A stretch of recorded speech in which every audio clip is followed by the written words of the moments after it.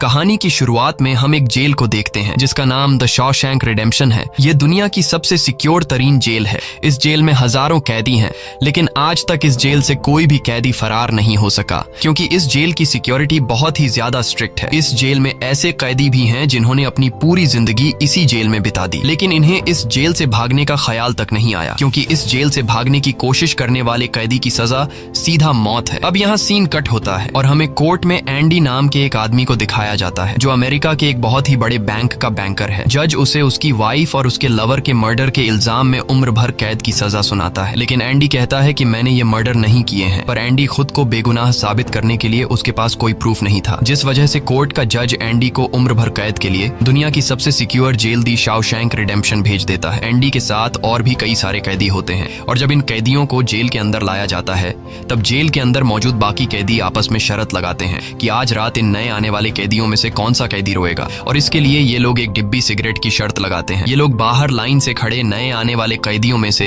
एक एक कैदी को चुन लेते हैं। तब रेड नाम का एक कैदी एंडी पर दांव लगाता है क्योंकि उसे लगता है कि एंडी बहुत ही मासूम है और वो बहुत ही अमीर घर का है जिसने कभी तकलीफ नहीं झेली, इसलिए उसे लगता है कि वो आज रात सबसे पहले रोएगा। इसके बाद सभी कैदियों को लाइन से जेल के अंदर लाया जाता है और हर एक कैदी को उसके सेल में बंद कर दिया जाता है। कुछ देर बाद रात हो जाती है और तब पुराने कैदी नए आने वाले कैदियों पर चिल्लाने लगते हैं ताकि उनमें से कोई डर जाए और रोने लगे, और ऐसा ही होता है। इन नए आने वाले कैदियों में से एक कैदी फूट फूट कर रोने लगता है और कहता है कि मुझे घर जाना है। तब वहाँ गार्ड आते हैं और उसे रोने से मना करते हैं, लेकिन जब वो आदमी रोना बंद नहीं करता तब गार्ड उसे सेल से बाहर निकालकर इतना पीटते हैं कि वह बेहोश हो जाता है। दूसरी तरफ रेड एंडी पर लगाया हुआ दांव हार जाता है और रेड समझ जाता है कि एंडी बहुत ही स्ट्रांग है क्योंकि इतना डराने के बावजूद उसने एक आवाज तक नहीं की। इसलिए अगले दिन रेड अपने साथी को सिगरेट का एक डिब्बा दे देता है क्योंकि रेड एंडी पर लगाया हुआ दांव हार चुका था। तभी हम एंडी को देखते हैं जो अकेला चुपचाप ब्रेकफास्ट कर रहा होता है। तब एंडी की मुलाकात जेल के सबसे पुराने कैदी ब्रुक्स से होती है। ब्रुक्स को यहाँ इस जेल में लगभग 50 साल पूरे होने वाले हैं। एंडी समझदारी से ब्रुक्स से इस जेल के सभी छोटे बड़े रूल्स और हर एक कैदी के बारे में जानने की कोशिश करता है। तब ब्रुक्स एंडी को जेल का हर एक सीक्रेट बता देता है और वो एंडी से कहता है कि अगर तुम्हें जेल के बाहर से कुछ मंगवाना हो तो रेड नाम के कैदी के पास जाना। ये सुनते ही एंडी भी इंतजार नहीं करता और वह सीधा रेड के पास पहुंच जाता है और रेड से कहता है कि मैंने सुना है तुम बाहर से किसी भी चीज को अंदर मंगवा सकते हो। तब रेड कहता है हाँ मैं मंगवा सकता हूँ, लेकिन ऐसी चीज जो यहाँ से भागने या फिर किसी को मारने में काम ना आती हो। एंडी रेड से कहता है कि मुझे हैमर यानी एक हथौड़ा चाहिए। हथौड़े का नाम सुनते ही रेड कहता है कि तुम्हें हथौड़ा ही क्यों चाहिए, क्या तुम हथौड़े से किसी को मारने वाले तो नहीं हो? तब एंडी कहता है नहीं, मैं किसी को मारने वाला नहीं हूँ, मेरा यहाँ कोई भी दुश्मन नहीं है। ये सुनकर रेड कहता है कि तुम्हारा यहाँ दुश्मन तो नहीं है, लेकिन जल्द ही कुछ लोग तुम्हारे दुश्मन बनने वाले हैं। वो कुछ लोगों की तरफ इशारा करके एंडी को वार्न करता है कि इन लोगों की गंदी नजर तुम पर है, इसलिए इनसे बच कर रहना। अगले दिन एंडी के कहने पर रेड उसके लिए हैमर मंगवा देता है और जब वो हथौड़ा देखता है तो रेड हंसने लगता है क्योंकि हथौड़ा साइज में बहुत ही छोटा होता है और रेड मन ही मन सोचता है कि इस हथौड़े से जेल में सुरंग बनाने में 600 साल लग जाएंगे। इसके बाद रेड ब्रुक्स के जरिए एंडी के सेल तक हथौड़ा पहुंचा देता है। ऐसे ही दिन बीतते हैं और एक दिन जब एंडी लॉन्ड्री में काम कर रहा होता है तब वो 3 लोग जिनकी एंडी पर गंदी नजर होती है वो एंडी को पकड़ लेते हैं। एंडी उनसे अपने आप को छुड़ाने की कोशिश करता है पर 3 लोगों को वह अकेले कंट्रोल नहीं कर पा रहा था, इसलिए ये तीनों पहले एंडी को खूब पीटते हैं और फिर एंडी के साथ गलत करते हैं। यह सिलसिला इसी तरह चलता रहता है। ये लोग हमेशा एंडी को पकड़ते और फिर उसे मारकर उसके साथ गलत करते रहते। इस तरह से 2 साल बीत जाते हैं और एक अनाउंस होता है कि छत की मरम्मत के लिए कुछ लोगों की जरूरत है। यहाँ कैदियों की एक टीम छत के काम के लिए तैयार हो जाती है जिसमें रेड और एंडी भी शामिल होते हैं। ये लोग सब अपने काम पर लग जाते हैं और छत पर उनकी देखभाल की जिम्मेदारी एक बहुत ही सख्त सिक्योरिटी गार्ड की होती है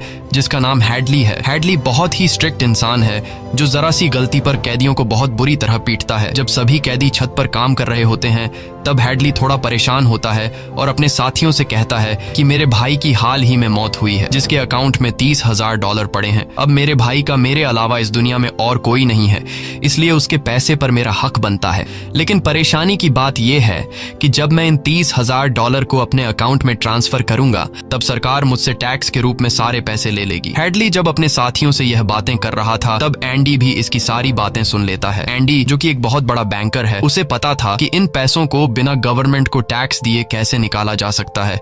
इसके बाद एंडी बिना सोचे हैडली के पास जाता है और उससे कहता है कि क्या तुम अपनी बीवी पर भरोसा करते हो। ये बात सुनते ही हैडली को गुस्सा आ जाता है और वह एंडी को पकड़कर छत के किनारे ले जाता है, लेकिन उसे नीचे फेंकने से पहले एंडी उसे बताता है अगर तुम अपनी बीवी पर भरोसा करते हो कि वह तुम्हें धोखा नहीं देगी तो तुम आसानी से अपने भाई के पैसे अपनी वाइफ के अकाउंट में ट्रांसफर कर सकते हो, वह भी बिना टैक्स दिए, क्योंकि गवर्नमेंट का एक रूल है कि कोई भी इंसान अपनी पत्नी को पूरे जीवन में $60,000 तक गिफ्ट कर सकता है और इन पैसों पर कोई टैक्स नहीं लगता। और एंडी यह भी कहता है कि अगर तुम बाहर से किसी लॉयर को रखोगे तो वह तुमसे बहुत ज्यादा पैसे चार्ज करेगा, लेकिन मैं ये काम तुम्हारे लिए फ्री में कर सकता हूँ। तब हैडली पूछता है बदले में तुम्हें क्या चाहिए। इस पर एंडी मुस्कुराते हुए कहता है मुझे कुछ नहीं चाहिए, जब तुम्हारा काम हो जाए तुम बस मेरे सारे दोस्तों को बियर पिला देना। और अगले दिन सभी कैदी छत पर बैठकर बियर का मजा ले रहे होते हैं, यानी एंडी ने हैडली का काम कर दिया था। लेकिन एंडी बियर नहीं पीता, वह एक कोने में बैठकर सभी को बियर पीते देखकर खुश होता है। एंडी के साथी भी उससे बहुत खुश होते हैं क्योंकि जेल में बियर पीना ऑलमोस्ट इम्पॉसिबल था, लेकिन एंडी की वजह से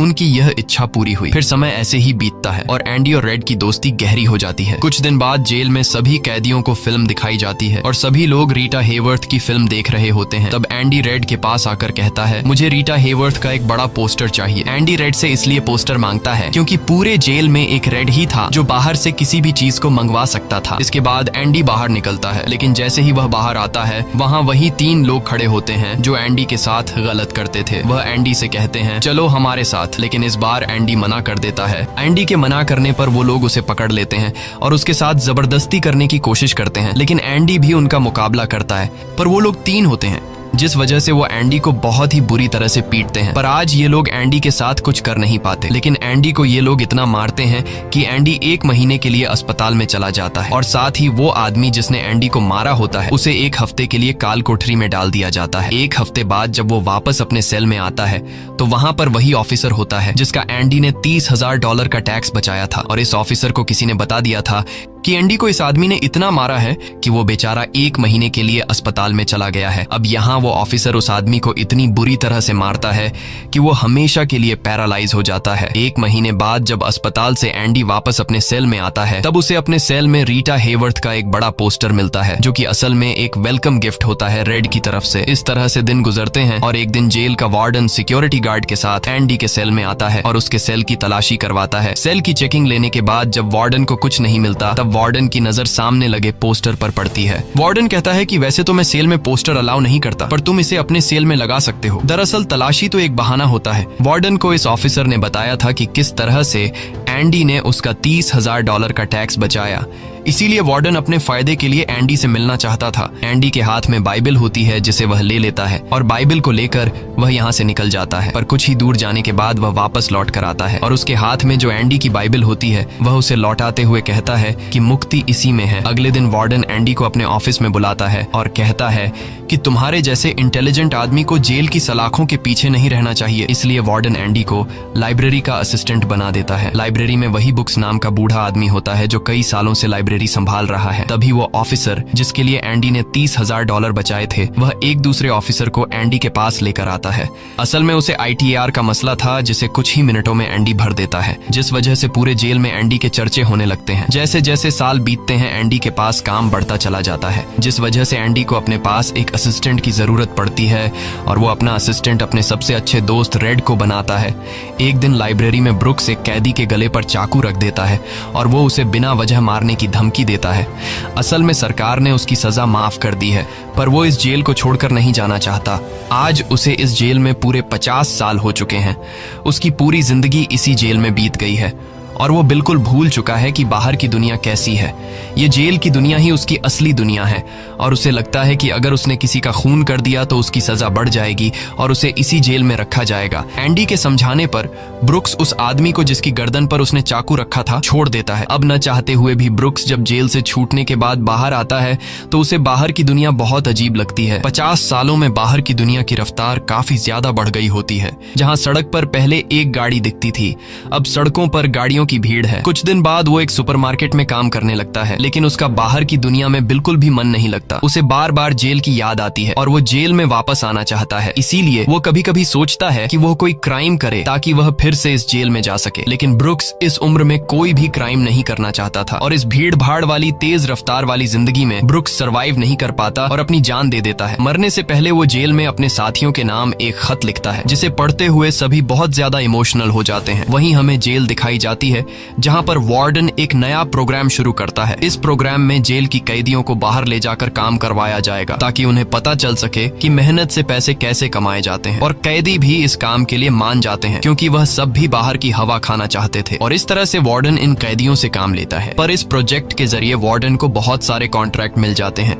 क्योंकि जेल के कैदियों की लेबर बहुत सस्ती होती है और जो बाहर की लोकल कंस्ट्रक्शन लेबर की टीम होती है उन्हें कहीं पर भी काम नहीं मिलता, क्योंकि वार्डन उनका काम आधी कीमत पर अपने कैदियों से करवाता है। और वार्डन आधी कीमत पर काम इसलिए करता है क्योंकि कैदी कोई लेबर तो थे नहीं जिनको वार्डन दिहाड़ी दे पाता। इसलिए वार्डन फ्री में कैदियों से काम करवाकर बहुत सारा पैसा कमाने लगता है और उसका यह पैसा ब्लैक का होता है। लेकिन एंडी एक बैंकर होने की वजह से वार्डन का सारा ब्लैक मनी व्हाइट में बदल देता है। दरअसल एंडी इन पैसों को एक ऐसे आदमी के नाम पर जमा करता है जो इस दुनिया में है ही नहीं, और वह उसके अकाउंट में सारा पैसा ट्रांसफर कर देता है ताकि अगर कल को पुलिस को पता भी चल जाए तो पुलिस एक ऐसे आदमी को ढूंढ रही होगी जो इस दुनिया में कभी पैदा ही नहीं हुआ। अब यहाँ जेल में एक नया कैदी आता है जिसका नाम टॉमी है। टॉमी बहुत यंग होता है और वह इस छोटी सी उम्र में कई सारी जेलों में जा चुका है। टॉमी एक बहुत ही फ्रेंडली नेचर का था, इसलिए उसकी जल्द ही जेल में बहुत से कैदियों से दोस्ती हो जाती है। एक दिन खाने की टेबल पर टॉमी सबसे कहता है कि मैं पिछले कई सालों से चोरी कर रहा हूँ, इसलिए मैं यहाँ की कई सारी जेलों में जा चुका हूँ और इस बार भी मैं चोरी की वजह से इस जेल में आया हूँ। टॉमी की बात सुनते हुए एंडी उसे कहता है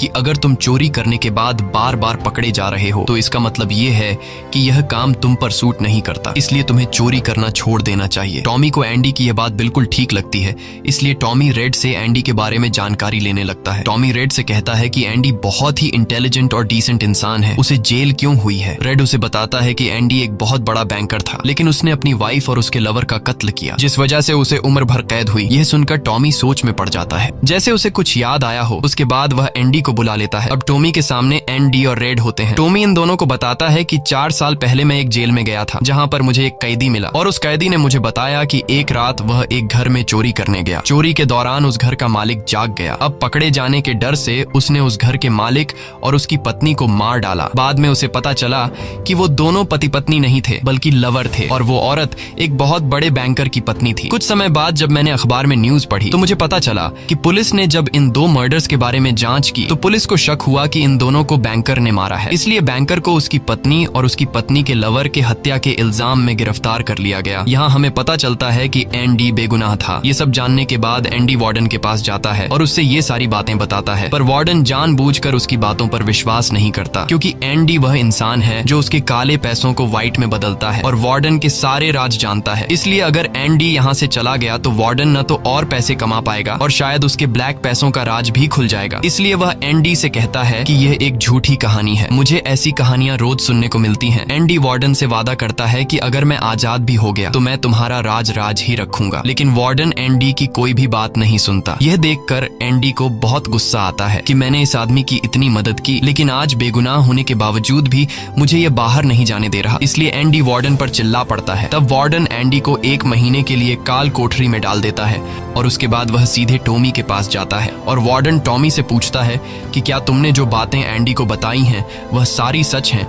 टॉमी कहता है हाँ ये बिल्कुल सच है। इसके बाद वह टॉमी से कहता है कि क्या अगर तुम्हें कोर्ट में बुलाया जाए तो तुम कोर्ट में इस बात की गवाही दे सकते हो। तब टॉमी कहता है हाँ मैं इसके लिए तैयार हूँ। ये सुनते ही वार्डन ऊपर गार्ड को इशारा करता है और वह गार्ड टॉमी को गोलियों से छलनी कर देता है।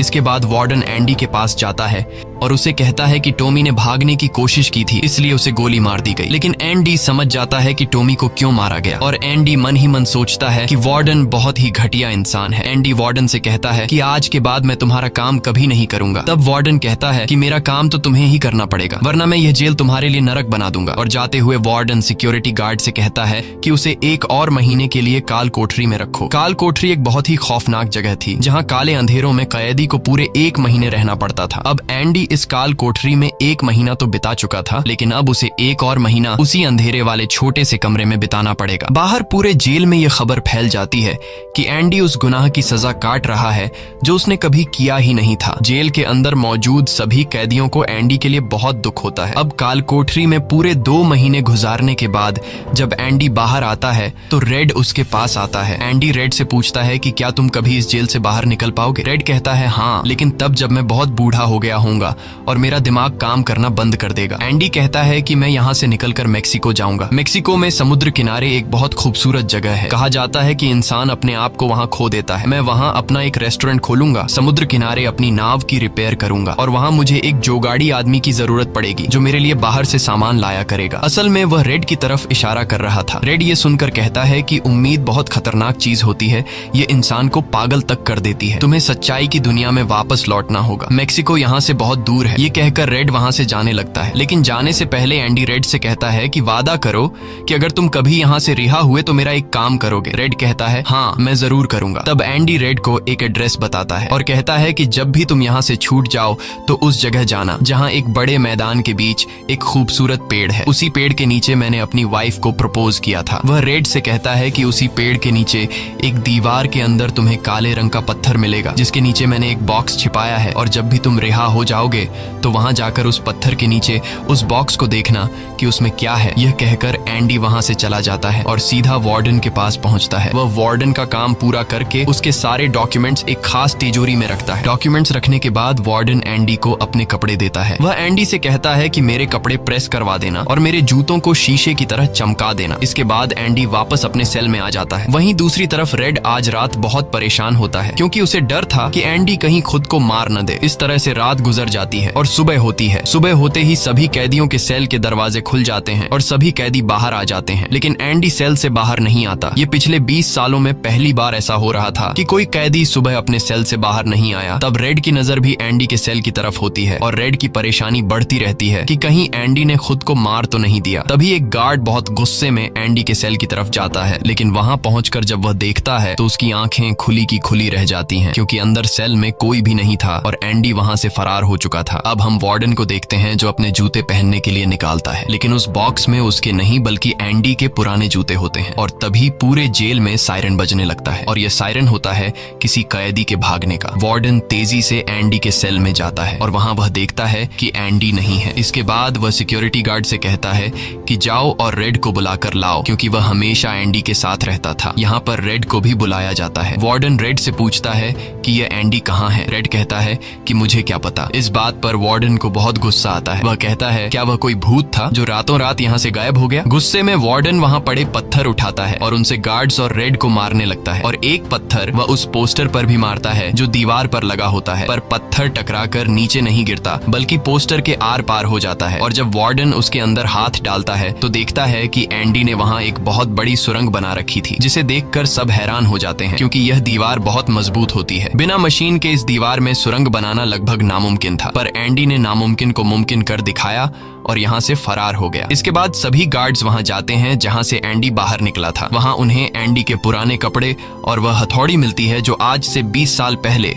एंडी ने रेड से मंगवाई थी। ये वही हथौड़ी होती है जिससे पिछले 20 सालों से एंडी अपनी सेल की दीवार में सुरंग बना रहा था। 20 सालों से एंडी ने यह काम इतनी बारीकी से किया कि किसी को पता तक नहीं चला। साथ ही दीवार से जो भी मिट्टी निकलती थी वह उसे अपनी जेब में रखकर ग्राउंड में बिखेर देता था। एंडी ने आखिरी बार जब वार्डन के लिए काम किया था तो वह वार्डन के काले पैसों के सारे डॉक्यूमेंट्स अपने पास रख लेता है और उसके पास जो उसकी बाइबल होती है वह उसे वार्डन की नजरों के सामने चालाकी से उसकी तिजोरी में रख देता है। और एंडी वार्डन को ऐसे दिखाता है कि जैसे ये बाइबल नहीं बल्कि उसके डॉक्यूमेंट्स हैं। साथ ही वार्डन ने जो अपने कपड़े उसे प्रेस करने के लिए दिए थे, एंडी पहले वार्डन के कपड़ों को पहनता है और फिर उसके ऊपर अपने पुराने कपड़े पहन लेता है। और वे जूते जो वार्डन ने उसे शीशे की तरह चमकाने के लिए दिए थे, एंडी उन्हें पहनकर निकल जाता है। रात को जैसे ही सारी लाइट्स बंद होती हैं, एंडी अपने सेल में की गई सुरंग से बाहर निकलता है। इसके बाद वह एक गटर का पाइप तोड़ता है और उस पतले से गटर के पाइप में रेंगता हुआ उस जेल से फरार हो जाता है। जाता है, जिससे आज तक कोई भी भाग नहीं सका था। हालांकि एंडी जिस गटर के पाइप से रेंगता हुआ बाहर निकला था वह लगभग 2 किलोमीटर लंबा था। अगली सुबह एंडी उस बैंक में जाता है जहां पर वार्डन का सारा ब्लैक पैसा होता है। ये पैसे एक ऐसे आदमी के नाम पर होते हैं जो इस दुनिया में है ही नहीं। ये सारा डॉक्यूमेंट्स का खेल एंडी ने ही तो बनाया था और बैंक में उस अकाउंट के ओनर का जो सिग्नेचर था वह जेल से एंडी किया करता था। इसलिए एंडी को वार्डन का सारा पैसा निकालने में कोई मुश्किल नहीं होती। एंडी के पास उस आदमी के नाम के सारे डॉक्यूमेंट्स होते हैं, इसलिए एंडी बैंक्स में जाकर सारे पैसे निकाल लेता है और ये पैसे होते हैं $3,70,000। यानी कि एंडी न केवल आजाद हुआ बल्कि वह पैसों से मालामाल भी हुआ। और यहाँ हमें पता चलता है कि एंडी जिस दिन से उस जेल में एंटर हुआ था उसी दिन से वह इस काम की प्लानिंग कर रहा था। वार्डन ने एंडी के साथ जेल में बहुत बुरा सलूक किया था और उसने टॉमी को भी मार दिया था, इसलिए वह वार्डन के काले पैसों के सबूत मीडिया को देता है। अगली सुबह यह खबर न्यूज़पेपर में छप जाती है और जब वार्डन तिजोरी खोलकर देखता है तो उसमें उसके डॉक्यूमेंट्स नहीं बल्कि बाइबल होती है। बाइबल के पहले पेज पर एंडी ने लिखा होता है कि तुमने सही कहा था, मुक्ति इसी में है। और जब वार्डन पेज पलटता है